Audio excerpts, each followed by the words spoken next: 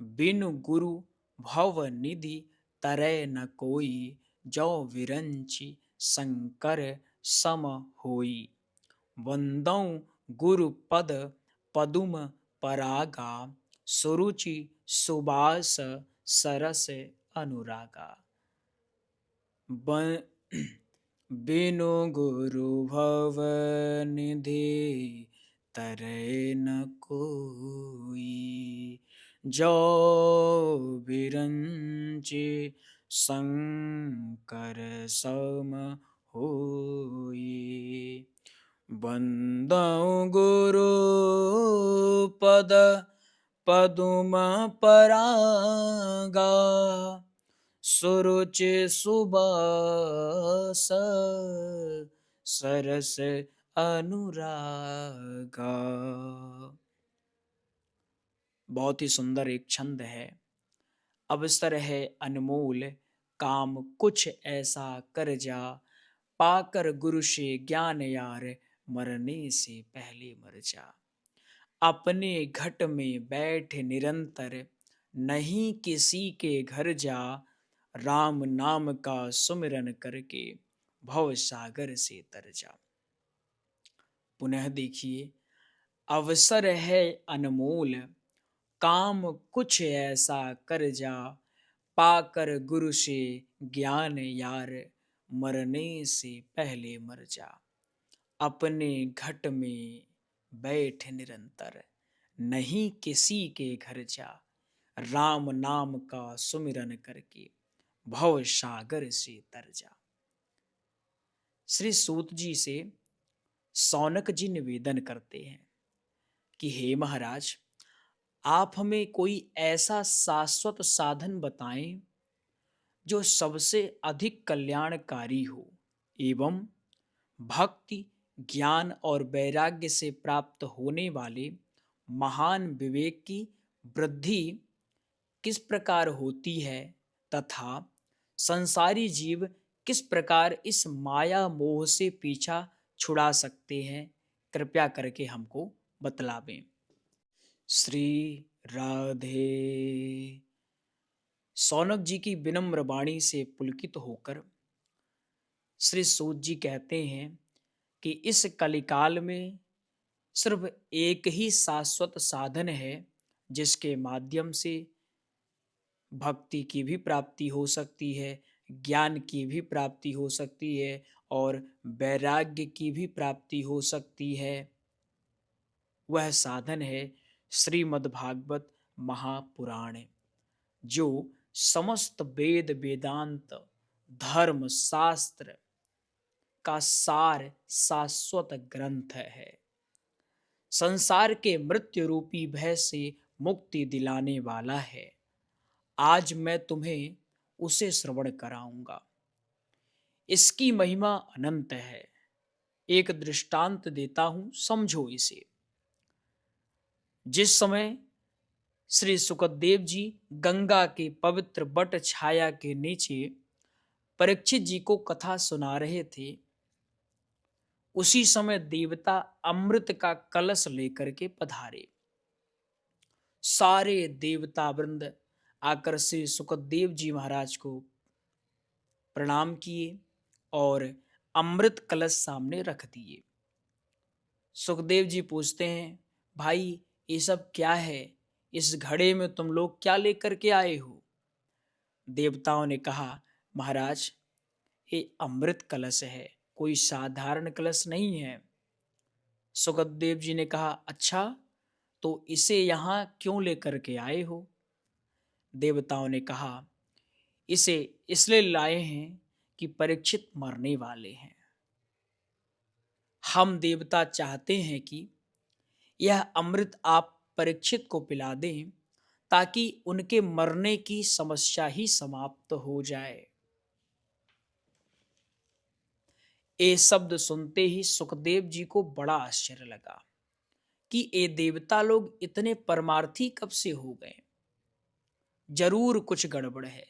ना हमने इनको आवाज दी, ना हमारे श्रोता परीक्षित ने इनको पुकारा, तो इतने परमार्थी बनकर के क्यों आए हैं? जरूर कुछ बहुत बड़ी गड़बड़ है, परंतु वो गड़बड़ क्या है पता कैसे चले। तो चतुराई के साथ सुखदेव जी कहते हैं, ठीक है देवताओं, तुम लोग इतने प्रेम से लेकर के आए हो तो हम इनकार नहीं करेंगे।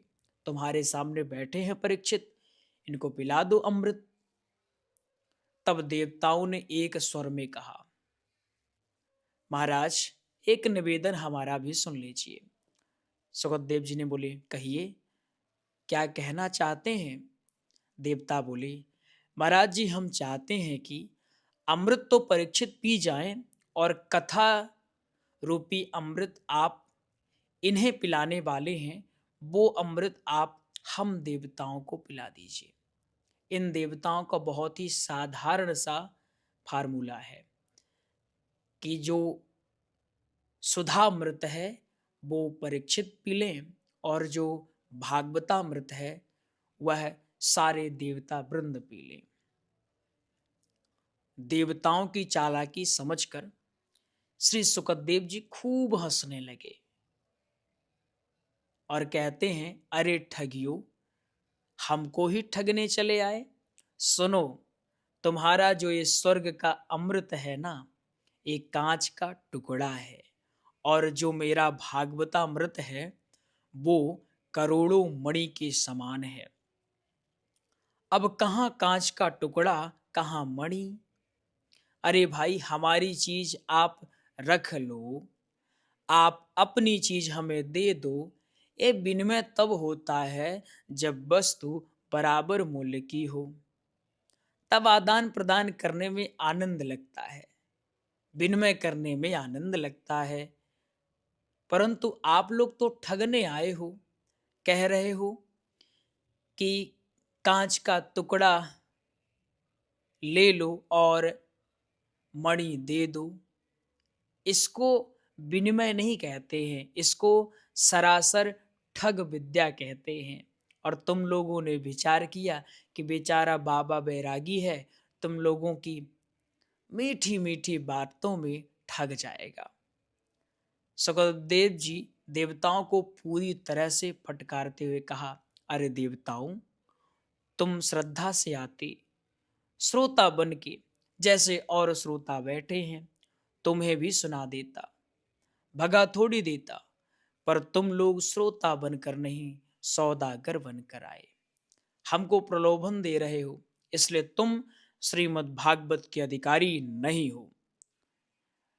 जितना शीघ्र हो सके यहां से चले जाओ, अन्यथा ऐसा श्राप देंगे कि कभी भी पृथ्वी लोक में आने के काबिल नहीं बचोगे। श्री सूत जी कहते हैं, हे ऋषियों, ये वो देव दुर्लभ कथा है जिसके लिए देवता तरस गए, अमृत लेकर वापस लौट गए। ऐसी कथा हम लोगों को उपलब्ध है, इसलिए हम बड़े भाग्यशाली हैं। इसके लिए पृथ्वी के अतिरिक्त ब्रह्मांड में कहीं चले जाओ, सुनने को नहीं मिलती है। स्वर्गलोक सत्यलोक की बात छोड़ो, बैकुंठ में भी यह कथा सुनने को नहीं मिलती है। हमारे श्री राम जी अवधवासियों को साथ लेकर अपने धाम साकेत लोक जाने लगे। सारा नगर चलने को तैयार हो गया, परंतु श्री हनुमान जी हाथ जोड़कर दूर खड़े हो गए। राम जी ने कहा, हनुमान, तुम तो हमारे प्रिय भक्त हो, दूर कैसे खड़े हो, चलो हमारे साथ। हनुमान जी बोले, भगवान, एक बात पूछना चाहता हूं, क्या आपके उस दिव्य धाम में आपकी कथा सुनने को मिलेगी। राम जी ने कहा, अरे भाई, वहां कथावाचक तो नहीं मिलेंगे और कथा वहां होती भी नहीं, लेकिन हम तो मिलेंगे वहां, तुम हमारे साथ रहोगे, हमको देखना, कथा की क्या आवश्यकता है। हनुमान जी ने कहा, प्रभु, आप तो नित्य हमारे हृदय में रहते हैं, परंतु हमें आपकी कथा प्रिय है। जास हृदय आगार बसहि राम सर चाप धर। श्री हनुमान जी ने कहा, प्रभु, आपसे तो मैं कभी भी मिल सकता हूं, परंतु आपकी कथा उस